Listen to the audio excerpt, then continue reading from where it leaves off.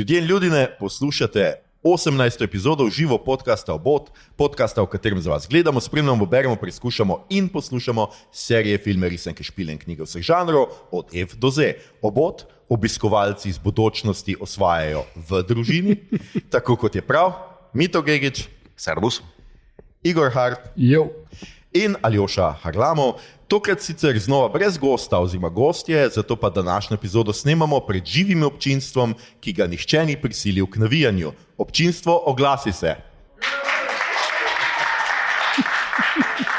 Super, super. Samo še enkrat morate to ponoviti, tako da bomo skozi. Današnja epizoda je posvečena kultnemu filmu Back to the Future oziroma Nazaj v prihodnost, ki letos praznuje okrogli 40 let. Mi smo si ga z občinstvom Art Kina Odeon v Izoli pravkar skupaj pogledali.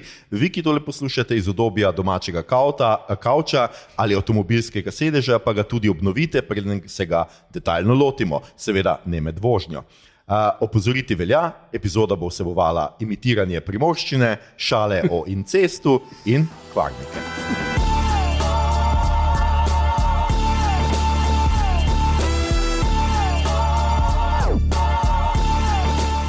Ja, živijo. Za vse, ki tole zdaj poslušate v živo, za vse tiste, ki poslušate našo epizodo na spletu ali kjerkoli pač poslušate naše epizode, jih piratizirate. Ne vem, kako bi piratiziral podcast, ampak ja, zastonj smo še zaenkrat. Pravkar smo si pogledali Back to the Future, klasiko potovanja v času, klasiko znanstveno fantastičnega filma. Kako vama je zdržala po vseh teh letih, po 40 letih, a film še vedno deluje, ste se zabavala, zraven ste se dolgočasila? Igor, ti si prvi. Ja, meni deluje skoraj boljš kot takrat, ker sem bil zelo mali, ko sem ga gledal prvič. Čak, ti si ga prav v kino gledal? Ne, dvojko sem prav v kino gledal. In ko sem pa gledal na VHS, tako vse takrat počelo to. Mislim, da sem bil vseeno 8, tako Okay. da, ja, malo premali. Ampak ne, super mi drži film, zgodba teče, krajši je, kot se spomnim, se mi zdel danes, zelo hitro mine in še več humorja je, kot sem si zapomnil, čeprav sem si ga zapomnil kot komedijo. No. Ok, Mito, ti si ga zdaj pogledal dvakrat v nekaj dneh. Ja, v bistvu sem ga že pogledal, ne morem prešteti, kolikokrat sem ga pogledal, kaj meni je en ljubših filmov. V bistvu odlično zdrži. Prav obrt, igra, glasba kot svoj lik, zgodba, struktura in ta neka spodnja tema, ki bi jo rad omenil, potem nekaj, kar se mi zdi zelo special za ta film. Incest. Ne incest, no. Ne, super drži, res super zdrži. No. Prav, sploh ne vem, če bi probal za neko sceno najti, ki bi odrezal ven, bi bilo popolnoma odveč, že misel bi bila odveč, kaj odrezati, tako da ne, super. Ja, mislim, ta zadnja scena, kjer avto poleti, zgleda res čizi dan danes. No. To je edino, kar bi želel, da je malo boljš vse ostalo, vsi posebni učinki. To, kak avto je narejen, to pa ne bi moglo biti boljš. No. Ja, jaz mislim, da jaz sem zdaj, nisem ga gledal že kar nekaj časa, sem včeraj veliko pač bral o njem, ko sem sestavljal scenarij, iskal pač te razne stvari, ki jih bomo danes omenjali, izhodišča in tako naprej. Meni se je zdelo tisto, kar sem zdaj pač, kar sem včeraj bral o njem in kar sem danes potrdil ob gledanju, to je res film, ki ima neverjeten scenarij. To je film, ki je tako povezan med sabo, vsak del. In o tem, o čemer bom jaz največ skušal danes govoriti, jaz mislim, da je tisto, kar je mene izredno presenetilo, ker kot mulc marsičesa ne razumeš, ne vidiš, ne moreš, mislim, ne razumeš toliko niti filmske umetnosti, koliko enih stvari znajo povedati zelo kompaktno. To je film, ki je prvih pol ure ekspozicija, ampak je tako dobro narejena, da te zabava. Mislim, ni to koliko zdaj, ne vem, v kakih sodobnih filmih, ko prideš neki junak, neki se mu zgodi in potem pride k enemu, ki mu odpre stanovanje in mu pokaže, da ima na steni vse povezano z unimi klopčiči, volne in vrvicami in začne, ja, veš, leta 85 je pa ne vem, kaj se je zgodilo. Tukaj vse gre tako fajn tekoče, dobro, pametno, nekatere stvari se dogajajo v ozadju, ko so liki v spredju. To je meni tisto, kar mi je bilo res najbolj fascinantno pri tem filmu. No? Ja, Mogoče vseeno lahko kakšno rečemo o incestu. Je ta film, mislim, tukaj se vedno ponavlja tisto, kar mene včasih razjezi pri nekaterih teh zadevah, ko bo nekdo rekel, ne, takih filmov pa danes ne bi več mogli posneti. Ne? Zato, ker pač, ne vem, ima to zgodbo, v kateri on potuje nazaj in se mama zaljubi van. Ne? Da to je pač preveč politično nekorektno za današnjo kulturo. Ne, meni se zdi, da ne. Kot prvo, že takrat je imel izjemne probleme biti realiziran, ker koliko vem, so ga Bob in Bob prodajala enim 15 studijem, ali ne vem, mislim, jaz sem pogledal dokumentarc Back in Time, tam Zemeki so meni, da sta ga 15krat probala po turi skozi različna vrata. Na koncu so pred Disneyjo probali, ne, in tudi ni šlo, ker so vseeno rekli, mi smo Disney, halo, to se gre v incesto, ni šans, da gre to skozi pri nas. Pa nasploh takrat ni bilo popularno ali pa uspešno narediti filma o potovanju skozi čas. Ne. To je v bistvu vseeno leta 85 je šele začetek velikih blockbusterskih filmov in ta science fiction film, ki se zgodi šele pred 30 minuti, ne, do takrat si v neki srednješolski romanci ali pa kakorkoli bomo temu rekli, ne, to ni bilo tipično za takrat. Ne. Kar se pa tiče danes, mislim, da pač sama beseda incest je ful pretirana, ker v kontekstu je zelo jasno, ne, da pač se gre za zatrapanost, za igralka tale, ki jo Lorraine igra. Leah Thompson. Zdaj bom citiral in ona je to sama rekla, da jo je igrala kot mačka, ki se goni.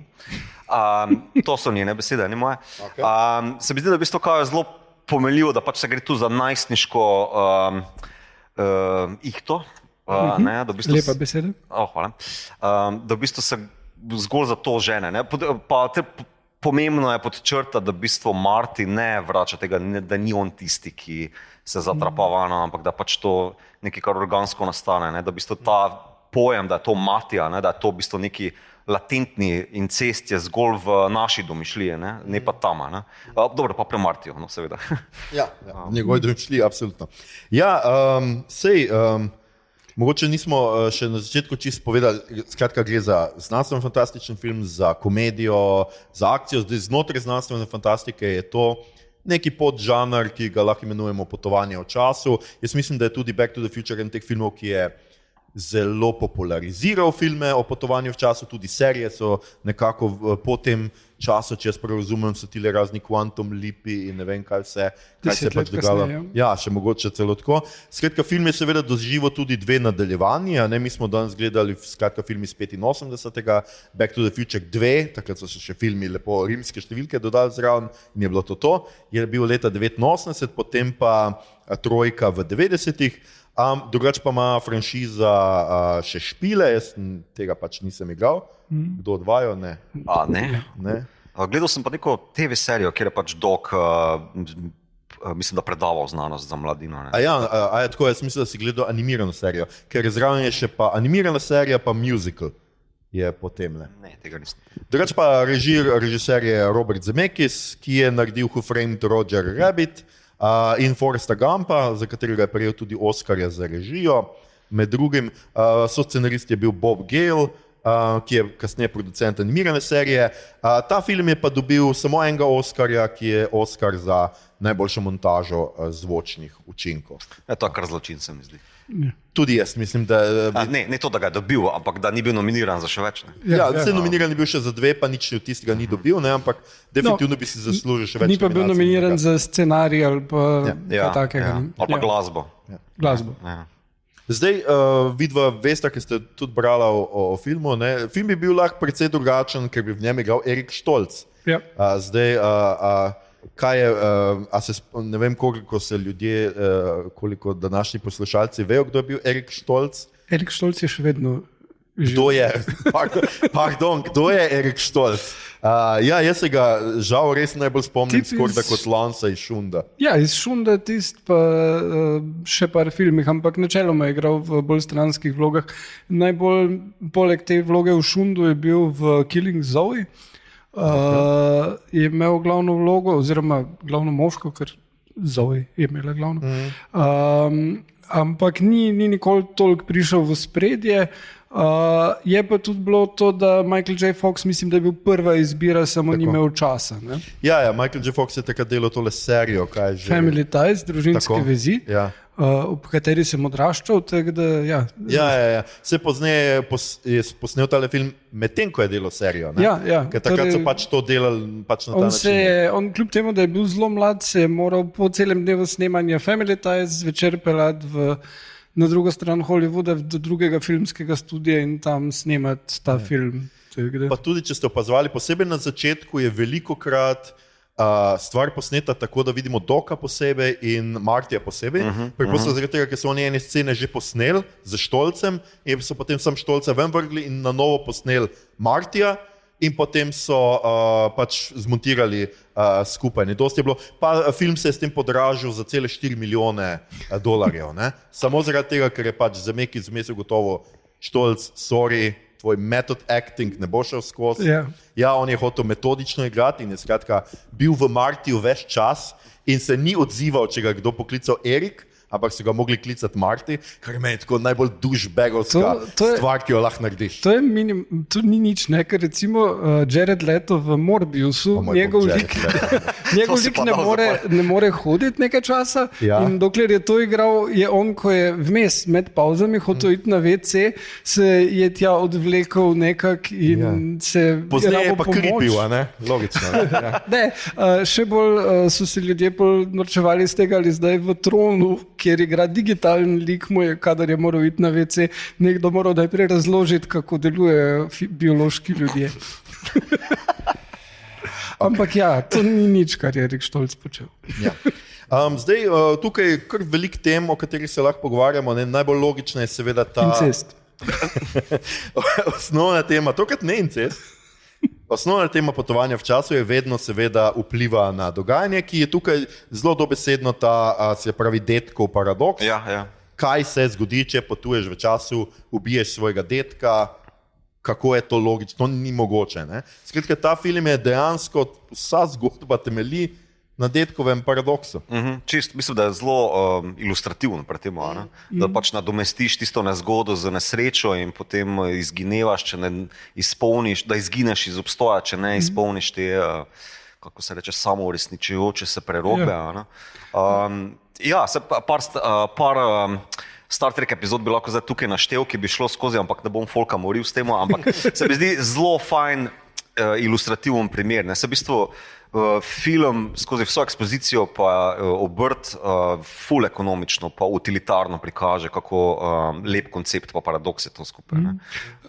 En prvih, ki je uporabil to v science fictionu, je bil Ray Bradbury v Zvoku grmenja, kjer je zgodba, da se potuje v prapreteklost, torej lahko greš dinozaure gledati in hodijo v eno dolino, ki jo bo glihkar zalil vulkan, kao da potem ne bi vplivali na nič, ampak potem nekdo stopi iz poti in se začne spreminjati. In je podobno v bistvu kot tukaj, ker se začne v sedanjosti spreminjati in sicer Bradbury si je to zamislil, da gre po evolucijski lestvici gor, torej najprej, nekaj se z rastlinami zgodi, potem se nekaj z ribami zgodi in tak naprej, se evolucija spreminja, dokler potem ne uspejo rešiti tistega metulja, ker učinek metulja. To je iz te knjige in takrat pač uporabljamo to besedo kot karkoli nekaj spremeniš. Meni je tukaj seveda zelo to paše tudi v čas, kot Michael J. Fox oziroma kot Marty sam pove, to je čas Reagana, Reagan je predsednik v Ameriki in reaganizem je res spodbujal točno to, če se ti odločiš, če boš ti z dobrim delom lahko vse narediš iz sebe in lahko obogatiš. In tudi ta film, na nek način tisto, kar je bila recimo moja tudi prva kritika recimo tega filma, je točno to. Ne samo, da on reši mamo in očeta in sebe v resnici, da je on spet, da živi, ampak očetu vlije to samozavest, da oče zdaj postane en pravi kapitalist in ko pride domov, sicer živijo še vedno na istem naslovu, pa vsi skupaj, čeprav so že, on je 17, smo zvedli na koncu, ampak tudi bratke, ne vem koliko, pa sestra, vsi živijo v isti bajti še vedno, ampak naenkrat imajo lepo dnevno sobo, mama je neka dela v nekem butiku, fotor je nek, kaj jaz vem, kaj se je, pisatelj. Avtor, no, vse to, ampak to je vama blizu. To je rečejo, da je to njegova prva knjiga, tako da očitno nekaj drugega dela. Ne prvi roman, Igor. Do zdaj je poezijo pisal in zato so še vedno v istem naslovu. Kratke zgodbe, Igor. Science fiction zgodbice. Skratka, je tudi ta neka politično sporočilo. Ja, ampak jaz bi še dodal en portret tlele, ki se mi zdi, da v bistvu, če ga navežeš na sodobnega ameriškega predsednika, ki govori o veliki ameriški dobi. Jaz mislim, da oni vidijo leto 55 kot mogoče en portret, kateremu stremijo. Zdaj pač ta portret je zelo bel in zelo enoličen. Tudi en veliki lapsus, katerega je Robert Zemeckis rekel, da pač ne more takrat obstajati, da temnopolti band špila v srednji šoli takrat, kar je oksimoron, ali oziroma, kako se že reče. Ne mogoče samo. Ja, skratka to. To je portret neke Amerike, ki je v bistvu tudi Reagan zastopal, da je to močna Amerika, ki se ne uklanja buljom. Da v bistvu to je pokončna Amerika, ki je ponosna in tako naprej. Ne samo opolnomočenje posameznika, kot je pač bilo takrat zapovedano, skoraj da ne preko njihovih množičnih medijev, ampak tudi v tej filmski inačici. Ja, meni se vedno tudi zdi fascinantno, ker mislim, da mi zdaj živimo v nekem reaganizmu v Sloveniji, ker imamo vse te knjige za samopomoč, ki nas tudi učijo, kako biti zdrav, zmagovati, srečen in vse to. In ne izgoreti. Ja, in čez 30 let bomo tudi Slovenci končno imeli temnopolte župane in podobno. To smo že imeli. To je res, pa ravno tle blizu smo. Ta joke ni to karato, kot sem mislil.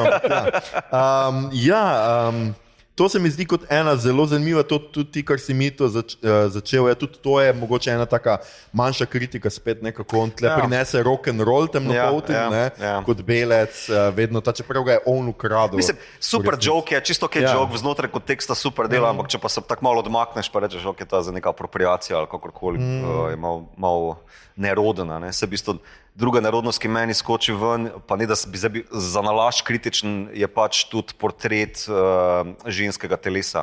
Ker v bistvu žensko se tu vsi tretirajo kot neko lastnino. Ali je to bil, pa tudi malo, bodimo iskreni, George in Marty. Ker za v bistvu ona obstaja zgolj v odnosu do moškega. Za v bistvu to bi bila taka čisto feministična kritika, kljub temu, da je ona zelo pokončno odigrana, da v bistvu ima svojo agendo, da ima svojo voljo in tako naprej. Še preveč agende. Še vdet bi mogli imati. Ne, se mislim, da to je v duhu tistega časa zelo, ta slepa pega, kar se tiče tega benda in apropriacije rock'n'rolla.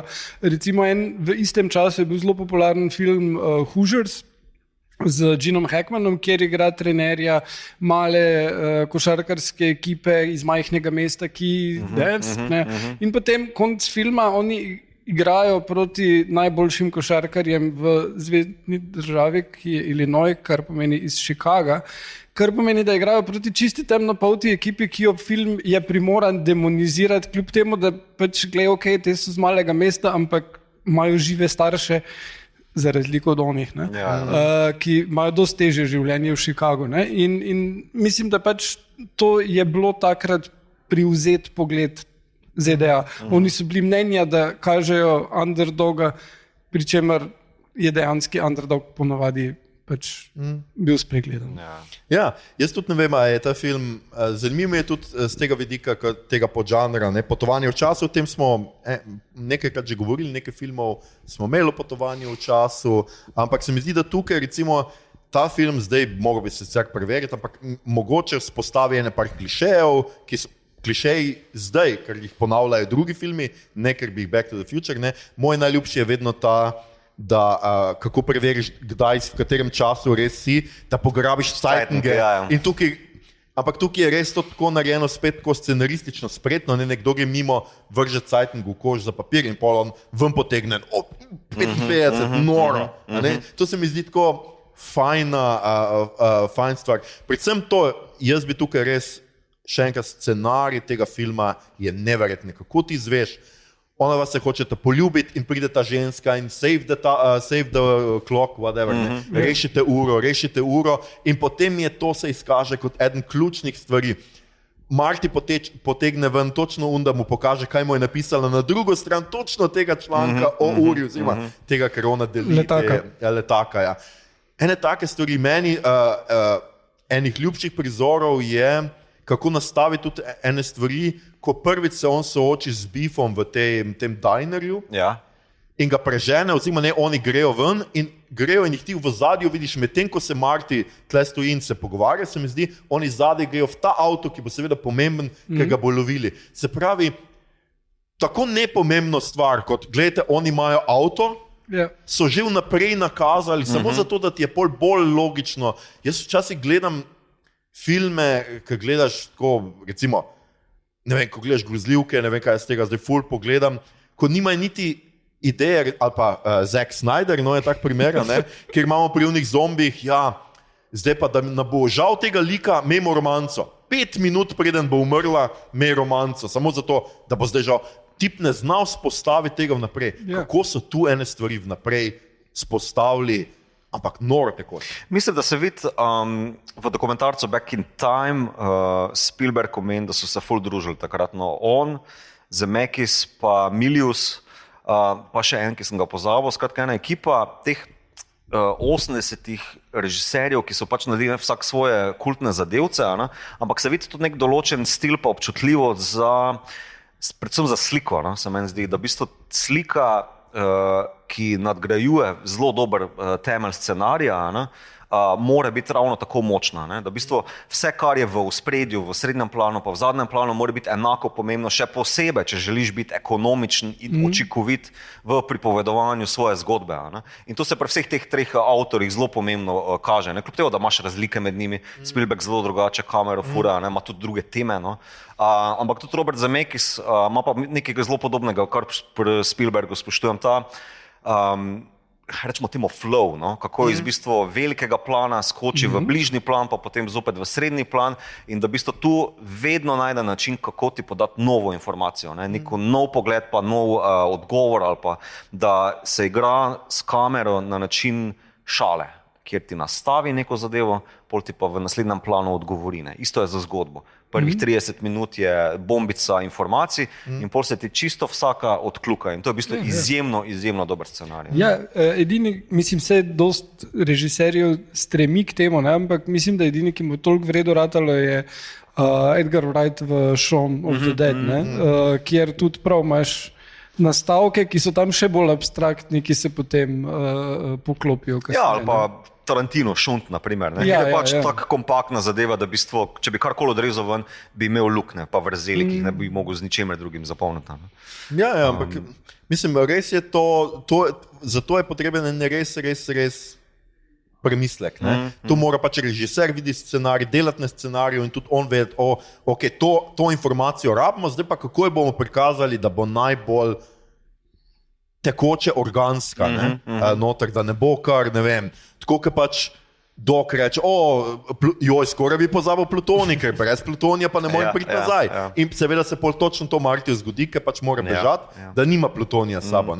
In a veš, ne rabiš ti, on pride tja pa pol ugotovi, ne vem, zdaj sem se pa spomnil. Ne, preprosto ni treba nič ponavljati.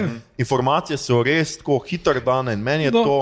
Plus še to recimo v dialogih, ker točno tam, ko Marty proba razložiti Doku kaj, pa Dok odgovarja, kot on reče, rabiš plutonij, prepričan sem, da v prihodnosti to dobiš na vsakem koraku, ampak zdaj ga ne moramo. Ampak vsako stvar, ki mu Marty reče, on misli, da mu govori o prihodnosti, ki je čist drugačna kot naša. Mislim, kot je bilo 85. In je zelo vredo tako nastavljeno, da on jim daje delčke informacij, on pa ekstrapolira in naredi z tega joke vsak stavek. Se tudi zdi se mi, da v bistvu če ne bi bilo kemije med tema dvema igralcema, tema dvema likoma, to ne bi dobro funkcioniralo. Da imaš v bistvu nekoga, ki bi ful preveč resno igral Doka, ki bi to ekspozicijo, v bistvu, ne vem, kot rečemo Jordi v Star Treku govoril, ta technobabble, to ne bi delali, niti malo. Ker rabiš eno kemijo, da pride to organsko, ker to, kar scenarij zahteva od tebe, vsa ta pozornost na začetku moraš podpreti z načinom, da te požere noter, da v bistvu imaš to utopitev v zgodbo. In tukaj ta vloga, ta kemija med njima dvema je bila nujna, zato se mi zdi, da v bistvu Erik Stolc, če je tukaj ven Štrlev, pa Robert Zemeckis, mislim, da v dokumentarcu reče tako, 6 tednov sem strajal, pa si zatiskal oči pred katastrofo, ki jo snemam, dokler se nisem pač požrl pa sprejel odločitve, da rabim vseeno to. In on je vedel, ne? Brez te kemije nimam filma. Ja, pa očitno še ni Toma Hanksa poznal. Glede na to, da je pol z njim posnel 5 filmov.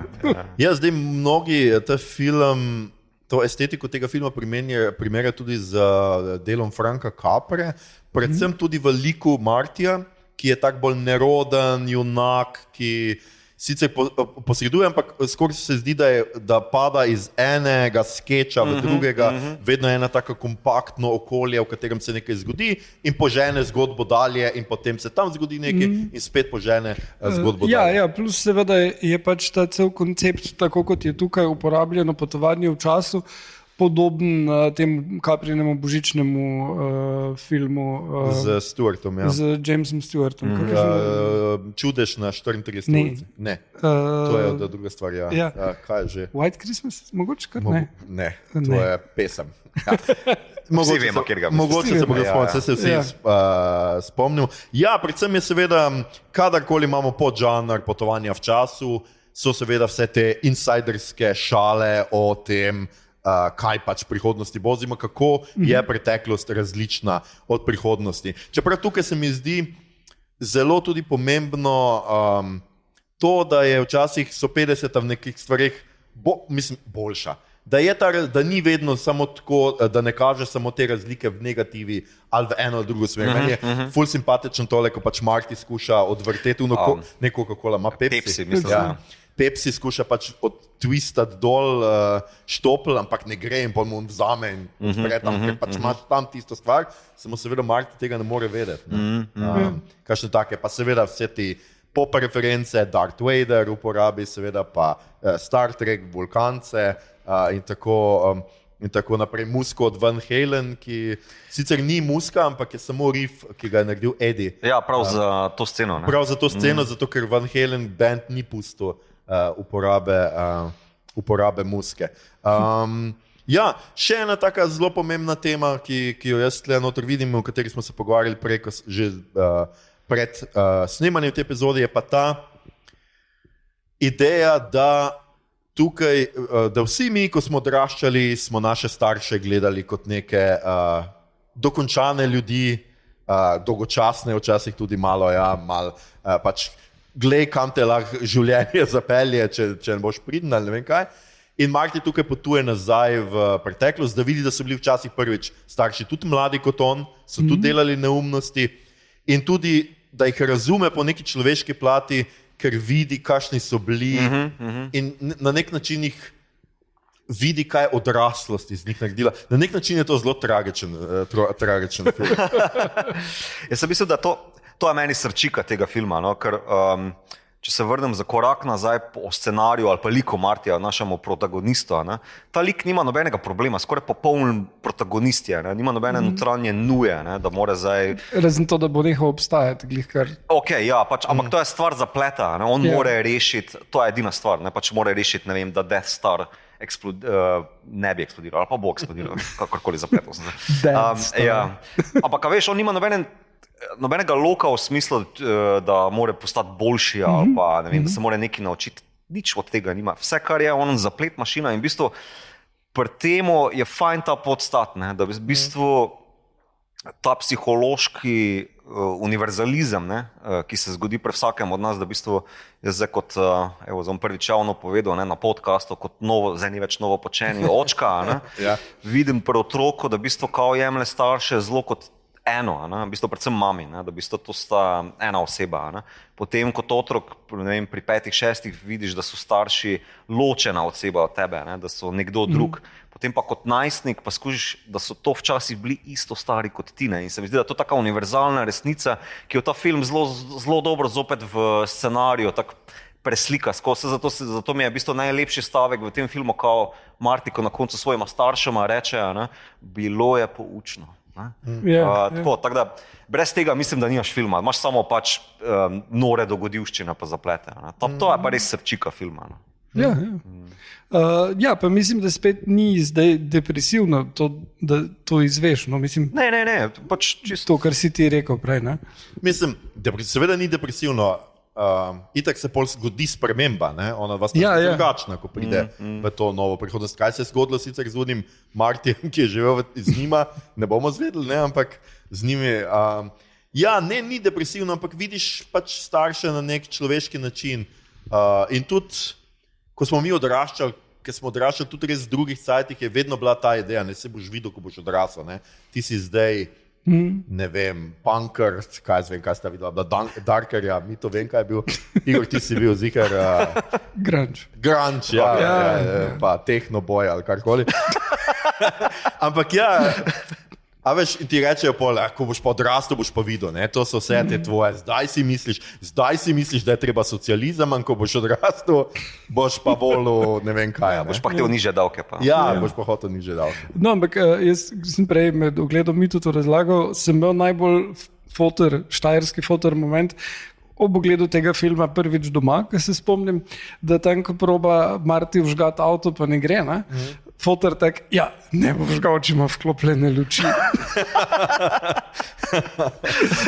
Ta je res fotorovska. Pravzaprav ostalo mi je v spominu vsa te leta.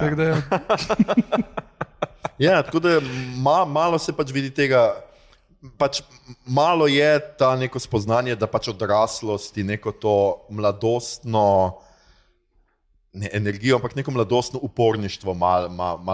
Mama je sicer potem, ko je malo cukala, začela cukati ful, ko je bila odrasla, ne? Ampak recimo vsaj oče je pač res to inhibirano potlačil veliko stvari. Martin ne ve, da je Ata pisal, ko je bil otrok, da je pisal te zgodbice in tako. Dramaturško gledano ima on edini lok.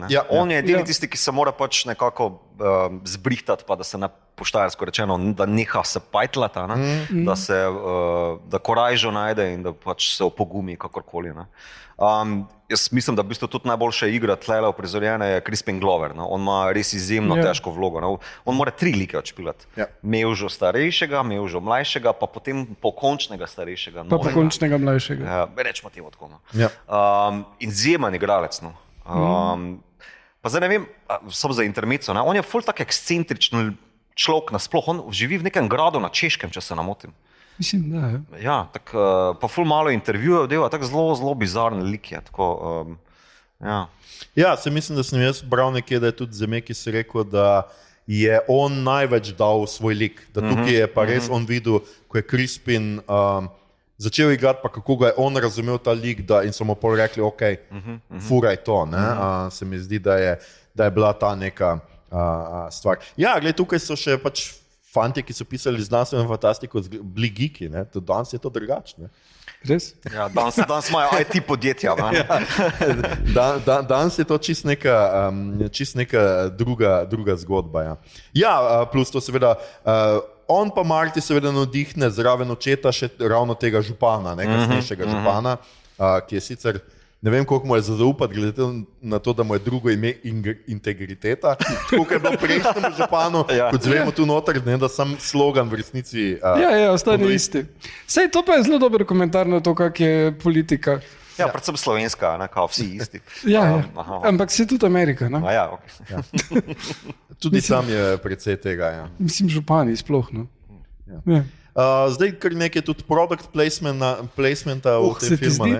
Mislim, da najbolj zmaga JVC-jeva kamera, kako jo občudujejo vsi tam v 50-ih, predvsem je izjemno. Seveda tudi DeLorean, ki je postal ikoničen, bomo tako rekli. Si mogel. Zdaj sicer po ogledu tega filma si človek ga ne bi želel, ker stvar ne užge očitno dostikrat, ampak to pa ne vem kaj pa ta poltovornjak, ki ga na koncu gleda. Toyota Hilux. To pa je zanimivo, vem, da vidva redno ste spremljala šov z avti BBC-ja, Top Gear. Tam so prav tole Toyoto prepoznali kot, zdaj vem, čist 85-letnik, mislim, nek 90 pa nekaj letnik, kot najbolj vzdržljiv avto, ko je bilo ne vem kaj, vse so ga zmrznili, ne vem odkot vrgli in potem popravili in dalje peljali. Tako da Marci, že ko je nov model ven prišel, je vedel, da to pa je avto. Tu je tudi pač tudi ta zgodba, da so se marsikatera podjetja borila celo med sabo. Ford je ponudil ne vem koliko 100 tisočev dolarjev za to, da ne bi bil DeLorean, ampak bi bil nek Ford Mustang, se mi zdi. Mislim, da $75,000 natančno. No, nekaj takega in pol je pač Zemeckis rekel, da ne bo vozil fucking Ford Mustanga. In so dali tega DeLoreana, ki meni, da če jaz prav razumem, niti ni bil neki blazno resen avto, ampak po tem filmu je pa zaslovel in zdaj ga ljudje tudi zbirajo. Avto je bil ok, ni bil ful dober, glavna fora pa je bila, da so tovarno naredili v Belfastu in dobili en kup nekega keša za integracijo od ne vem, EU, pa Ircev, pa Angležev in potem je gospod DeLorean pobral veliko denarja in pobegnil malo. Zdaj, če se ne motim, jih je bilo 9,000 narejenih, pa da vse v dokumentarcu, ki je bil posnet za 40-letnico ali 30-letnico, je bilo rečeno, da jih 6,500 še na cestah, oziroma operativnih, kakorkoli. Firma je pa šla v K, ampak je pa taka zelo ameriška zgodba, ker v bistvu to je ameriški izdelek, ameriškega nekega navdušenca in nobenega drugega avta ali pa tovornjaka ni spravil na tržišče. Ja, drugače so najprej razmišljali, da bi bil ta časovni stroj nepremičen, se pravi, da bi bil med drugim tudi hladilnik, so imeli idejo za hladilnik. Svincem obložen. Tako, svincem obložen hladilnik. Indiana Jones dobro ve, kako je to dobra stvar. Ampak to je tam. To je točno to.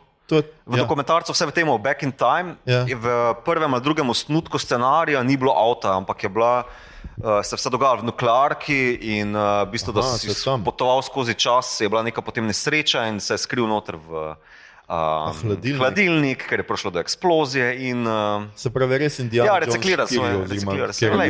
Steven Spielberg ne pusti nič na tleh. Ja, je pa pol Zemeckis pač temu govarjal, zato ker se je bal, da bi otroci lezli v hladilnik, če bi to videli, pa misli, da bojo potovali skozi čas in so dali raje avto. Leta 2015, ko pa je kristalna lobanja išla ven, so pa rekli, ko nas je. Ja, tam že več ni treba paziti na otroke.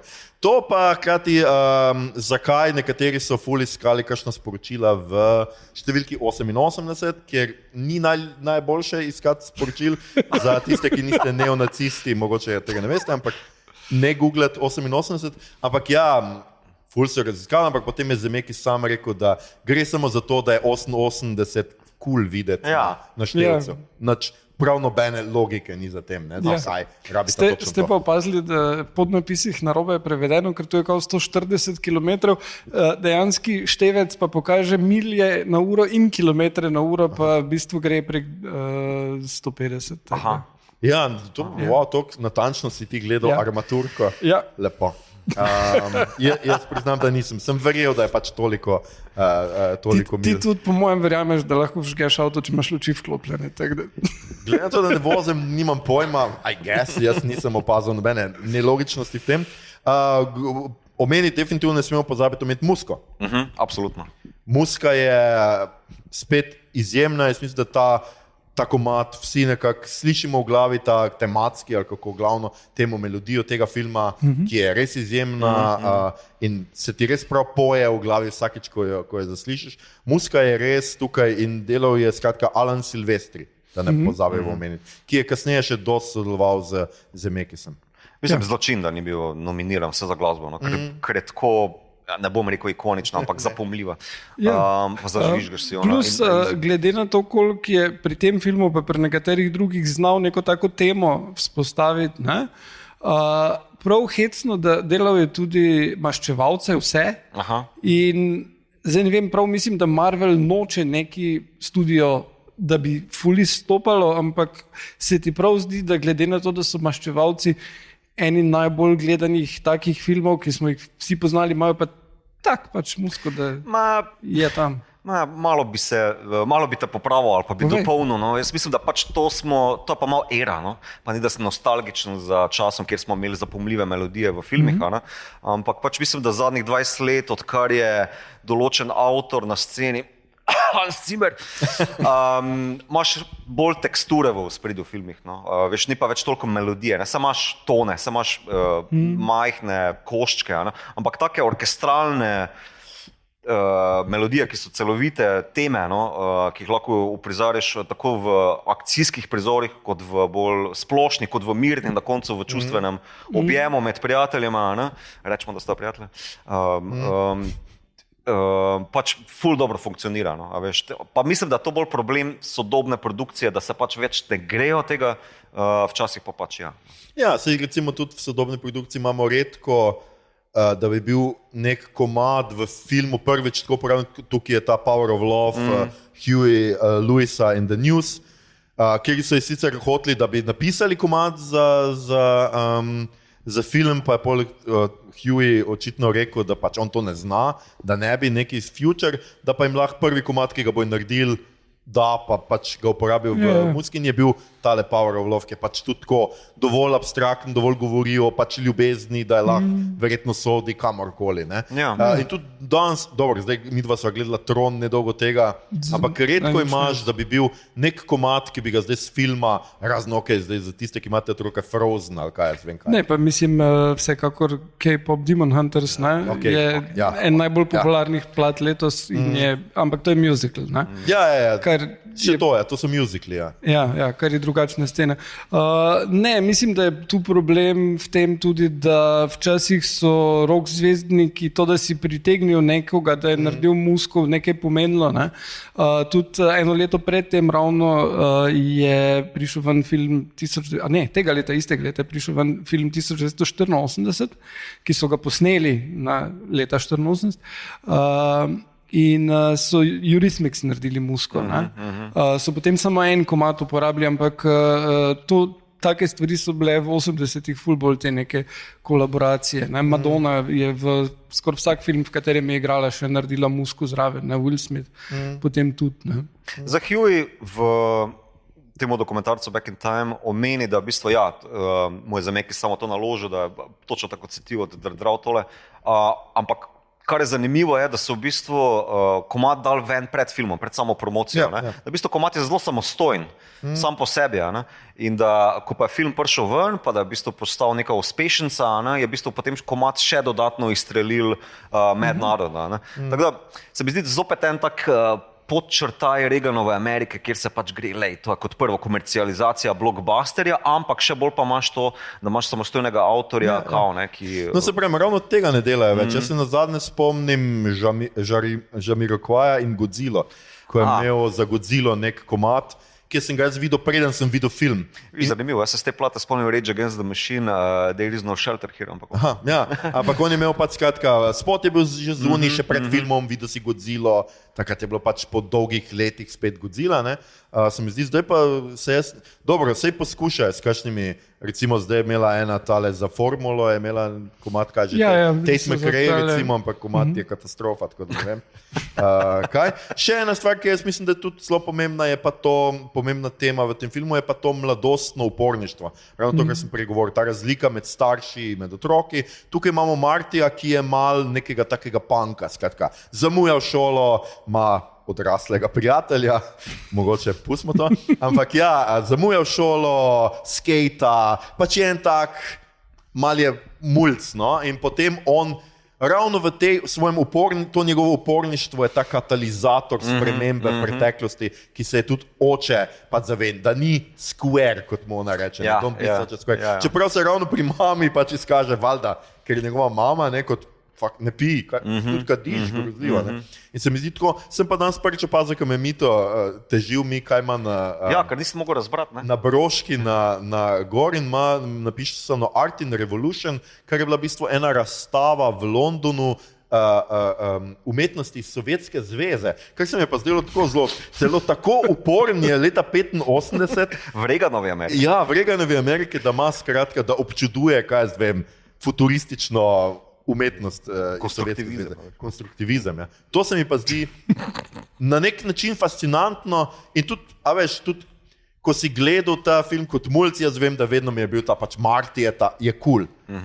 On pokaže, kako se rolka in vse te stvari. Mislim, da je to tudi ena taka pomembna, ker vendar je tudi kult mladostništva ni tako stara reč. To se res začne tukaj z konzumerizmom, s potrošništvom, ki je res ta 80. Začne se že v 60-ih, to z Jamesom Deanom. Ampak je eden prvih filmov, mislim, da je prvi pravzaprav mainstream film, ki je imel rolkanje notno. Zelo je tudi populariziral pozneje. vsi začeli rolkati. Ja, pol je bil kasneje tisti z Slaterjem, ki se zdaj ne spomnim, kak je bil naslov. Ampak tisto je bilo prav, ko so rekli, da so hoteli narediti nek film, ki bi predstavil pravo skatanje, ne pa to pozerstvo, tako Back to the Future.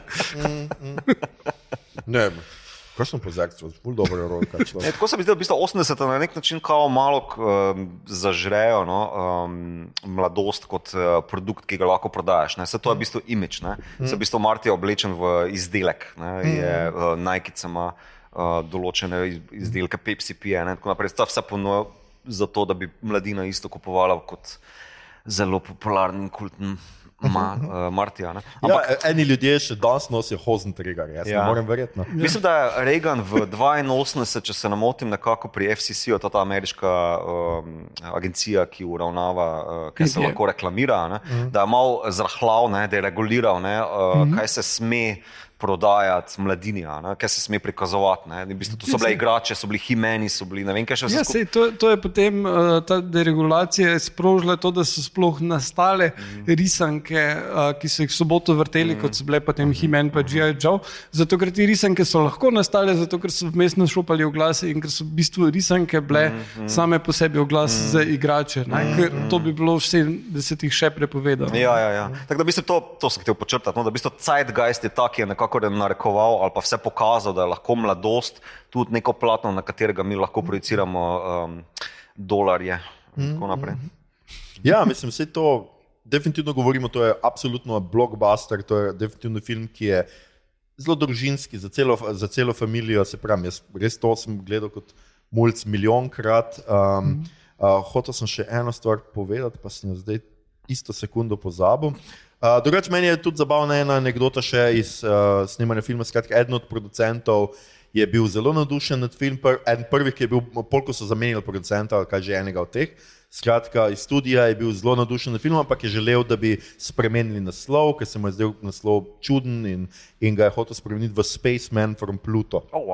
Ja, tako da jaz mislim, da bi bil ta film ful boljši s tem naslovom. Ja, vsekakor. Ne razumem čisto dobro, zakaj. Najbrž je ta isti človek kasneje odobril snemanje filma Pluto Nash z Ediem Murphyjem, ki ga ni nihče nikoli videl. No, tudi Einstein bi moral biti šimpanz, tudi to so malo tuhtali, ampak je bil problem, ker ravno v tistem času so bili 3 filmi šimpanzi in vsi so pogoreli, tako so se pol odločili, da bo kar pes. Kar je spet zelo tako lajka in Sovjetska zveza, kar se mene tiče.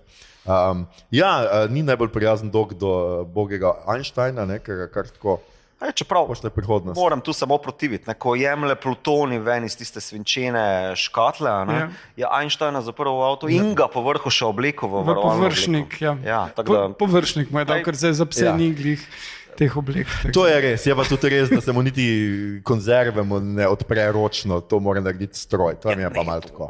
To je pa stvar genialcev. Prosim. Drugače Marty je tudi taka zelo tipičen, stereotipni, klišejski mad doktor, ta podoba tega, sem da je tukaj seveda komični vlogi ne skuša osvojiti sveta in ne vem kaj. Videli smo tudi konec, ki je zelo zanimiv, potem seveda, da igralka, ki igra Martyjevo punco, v naslednjem filmu, mislim, menjajo celo igralko. Menjajo pa še kljub temu, da jo menjajo, nima nobene vloge v drugem delu. To pa zato, ker niso imeli načrtovanega. V bistvu v tem dokumentarcu je bilo rečeno, da šele na VHS-u se prikaže to be continued. Medtem ko v kini, ko se je predvajal, ni bilo tega, zato ker pa se niso vedeli, da bo tako takšna bomba popularna in tako naprej.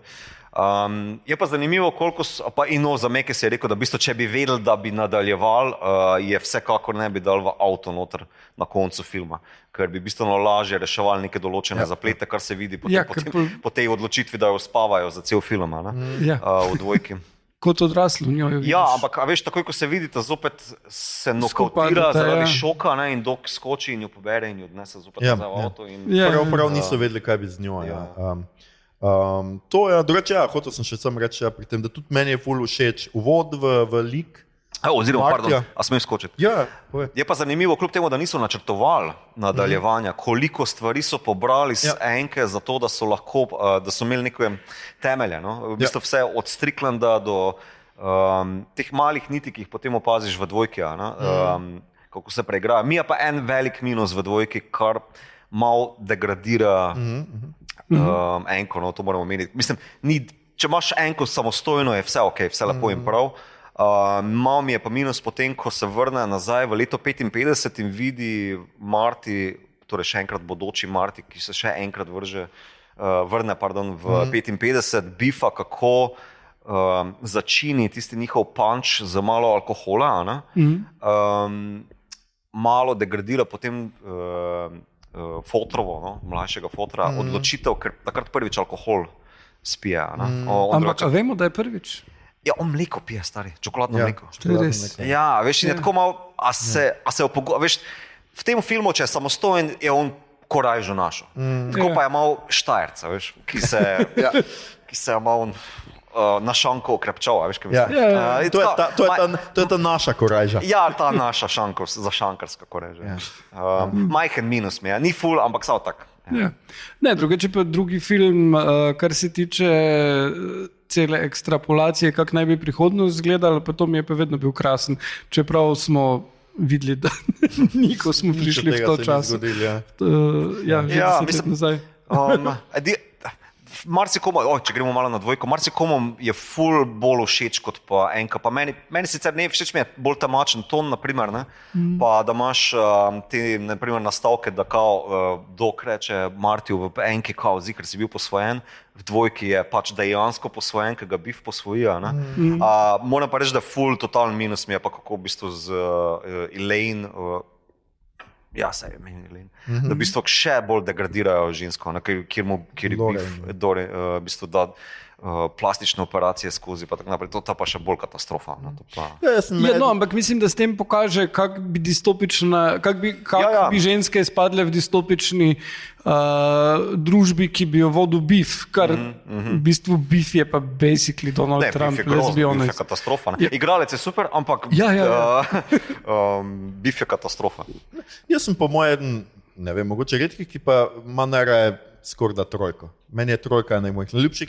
Večinoma seveda zaradi tega, ker imam rad western. Mi je všeč ta pa vse te reference na westerne, reference na špageti westerne in tako. Se mi zdi pa tako, jaz imam, ta trojka mi je všeč, ampak definitivno nič, jaz mislim, da ni boljše od enke. No. Pa tudi, ko sem zelo tuhtal o tem filmu, ko sem se pripravljal na današnje snemanje, sem tudi tuhtal, kateri film o potovanju v času bi postavil ob Nazaj v prihodnost. Je to skoraj eden ultimativno najboljših filmov o potovanju v času. Tudi tako z tematskega vidika, kako jemlje potovanje v času, kaj naredi z tega, kako se poigra s tem. To se mi zdi vseeno, ne vem, malo je teh, no. Mislim, Terminator 2. Terminator 2. Ja, je 2, definitivno je najbližje. Ja. In zanimivo, tudi Terminator 2 ima nekatere, ali je to v enki? V enki imaš to sceno, ko se on prvič pokaže, da tam tudi nekega klateža zbudi. Ali je to dvojka? To je v enki. Ja, v enki, ne. Ker to je spet, jaz mislim, da je eden teh klišejev, ki je zelo pogosto, ker mislim, da tudi v Highlanderju, če se ne motim, vedno je tako, da nekaj se zgodi in potem tam edino nekega klateža tam se zgodi, pa ponovadi je nekaj glasnega, skratka neka strela. Pa cajtnik mora leteti. Ja, pa cajtnik pa vse leti po zraku. To se mi zdi, da tudi to sem danes prvič opazil. Prav bi mogel pogledati za ta kliše. Mislim, tip ima zraven sebe kao zvočnik pa radio, ki mu nabija, ampak pol ga ena boga strela ali avto zbudi. To je zelo specifičen klatež. Ne, pač ne mara avto, tam leži, ni pričakovati. Ne mara pijanih voznikov. Ali pa to je. To je zgodba, ki jo rabimo. Ja, ok. Ja, če pa za konc mogoče še mi vidva odgovorite na vprašanje, ki je seveda klasično, kadar se pogovarjaš o potovanju skozi čas, kam bi vidva potovala skozi čas in ne zdaj začeti s tem, kako bi ubila Hitlerja, ker to nima nobenega smisla. Dajte povedati nekaj, recimo, nekaj, kar bi si ogledali, recimo, da ne morate na nič vplivati. Pustimo to, da lahko vplivate, ampak nekaj, kar bi si ogledala, recimo, kakšno zgodovinsko obdobje, ne vem kaj. Igor, kaže tam drug na drugega, to moram podnapisati. ja. Ne pove ti. Te pa ti začni enkrat, ja. Mene je dobla. Jaz bi definitivno šel neki v res daleč nazaj, ali v rimske čase, ali ne vem, vikinge gledati, ali pa neko tako. Jaz sem bolj Bill and Ted Adventure. Bill and Ted sta tudi dober primer. Okay, ja. Tudi, ja. Potovanje v času, mal butast, ampak dober primer. Mene pa zanima malo, kaj je ta scena s Stonehengem pa z Nasko. Ja, to bi Kaj, po mojem je nekaj ful banalnega, pa se mi zdi tak, da bi bilo fajn, ko so oni biti tam zraven, ko ljudje rečejo, aha, to bomo naredili, pa rečeš, zakaj, pa rečejo, Okay, ne vem, jaz bom rekel pa New York 50, umetniška scena, to je pač moj poklic. Ja. Ampak v osnovi bi raje šel po mojem v prihodnost. Tak da, ja. Bi šel pogledat prihodnost. In kaj zbiral tudi ti Almanahe, ja, športne. Ja, ne verjamem v igre na srečo pa stave, pa te fore, ampak pač on bi znamke zbiral. Bolj me zanima, kako bi zrihtali okolje. A ja, ti misliš, da ga bojo? Ja. Ali pa kaj bil Hot Tub Time Machine, kjer tale, ki igra Pontiac Bandita, vse komade potem odpoje in ima vse hite on naslednjih 20 let. No, viš, to bi lahko nekdo, bi Beatle šel prehitev, recimo, za 2 leti. Ja. To sem film naredil. Zelo podoben, film. Ja, ok. Noben od vaj ne bi šel gledati, kdo je JFK res ubil. Pa kdo je Cankar res samo Trump zadal dokumenta. Pa Ivana Krambergera. Kako sta bili vidna? Kaj ne, tako top 10 smrti bi šel pogledat. Top 10 smrti? Ja, Elvisa na WC. Wow. Medtem, ko bi on sandvič jedel, bi ga jaz, pa bi tako skupaj. Ne v griznici, Elvis, ne v griznici. Vzam klistir. Zdaj sem bil pa res morbidni. Ja, malo si pa. Ja. Vse John Lennon narešt. A bi to bilo dobro? Ja, jaz mislim, da jaz se tudi vprašam, Imagine. koliko oblada pa še zmoremo. Mislim, itak vemo, da bi Lennon zdaj bil, ja, ampak ti davki. Shit. Ja, gledaj. Samo da ne bi bil, ampak kaj pa Hamas. Ljudi ne... Poslušali ste 18. epizodo v živo podcasta, ki sliši ime Obod, podcasta za serije, filme, risanke, špile in knjige vseh žanrov od F do Z, ki ga gosti mreža Apparatus. Z vami smo bili Igor White Christmas Harp, Mito novopečeni očka Gegič in Aljoša Incest Harlamo. Tole epizodo smo posneli v Izoli na povabilo Art Kina Odeon Izola, ki se mu prijazno zahvaljujemo za gostoljubje.